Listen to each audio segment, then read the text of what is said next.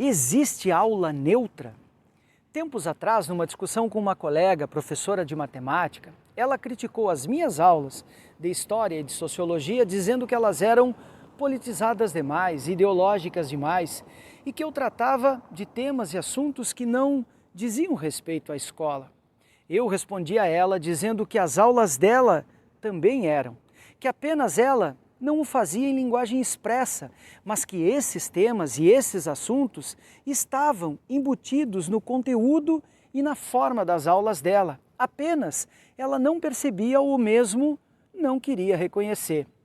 Ela reafirmou que nas aulas dela não se tratava de política, de religião, de sexualidade ou qualquer outro tema sensível e de que as aulas eram de matemática, eram números e nada mais. Então, eu a desafiei a realizar um experimento para verificarmos as nossas hipóteses. Afinal, como diria Carl Sagan, fazer ciência é testar hipóteses. Propus a ela, então, que eu observasse as suas aulas sistematicamente por determinado período. Escolhemos as quartas-feiras, dia no qual havia 3 períodos consecutivos de matemática, nos quais a professora ali iniciava a aula com determinado tema e depois passava uma lista de exercícios enquanto ficava circulando pela sala, tirando as dúvidas e ajudando os alunos na resolução. E assim nós fizemos. Ao longo de 8 semanas, fiz meu exercício etnográfico realizando participações observantes nas aulas de matemática para o 3º ano do ensino médio. Eu sentava lá no fundo da sala, em silêncio, fazia anotações, cronometrava tempos. Ao final do estudo, eu elaborei um relato textual que sistematizava todos os dados e então apresentei as minhas conclusões para a colega, problematizando as noções de neutralidade das aulas dela. Em uma turma de 17 estudantes, 7 meninos e 10 meninas, ao longo daquelas 8 aulas, a professora jamais, repito, jamais gastou mais de 3 minutos atendendo às dúvidas das meninas. Em contraste, nos atendimentos aos meninos, a professora sempre, repito, sempre, demandava mais de 5 minutos. Em nenhuma oportunidade a professora permaneceu mais tempo com uma menina do que com um menino. Ao longo das aulas, quando os estudantes iam terminando a lista de exercícios, a professora permanecia conversando certo tempo com determinados grupos, ali, descontraídamente.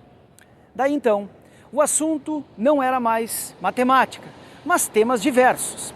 Quando essas conversas eram com grupos de meninos, o assunto era sempre, repito, sempre, dinheiro, trabalho na lavoura, estudo, preparação para o Enem, para a vida futura, para a vida profissional. Já com as meninas, as conversas depois das tarefas versavam sobre relacionamentos, novela, cosméticos, cuidados com o corpo e o preparo para a vida doméstica. No fim das contas, procurei demonstrar para a professora que não é preciso falar ou tratar expressamente de gênero e de sexualidade para construir noções de gênero e sexualidade. Não precisa mais do que uma aula dessas para ensinar para uma menina que ela não precisa estudar para ter uma profissão, para ser protagonista da própria vida e ter uma vida financeira autônoma. Não precisa mais do que uma aula dessas para ensinar para um menino que ele deve estudar e ter uma profissão. Não precisa mais do que uma aula dessas para ensinar para uma menina que o seu lugar no mundo não é o mesmo dos meninos. Em todo o discurso e em toda a prática pedagógica há um currículo oculto, um trabalho de inculcação, como diria Bourdieu, de noções de corpo, de gênero, de sexualidade, de religião e de política que não aparecem na superfície do discurso.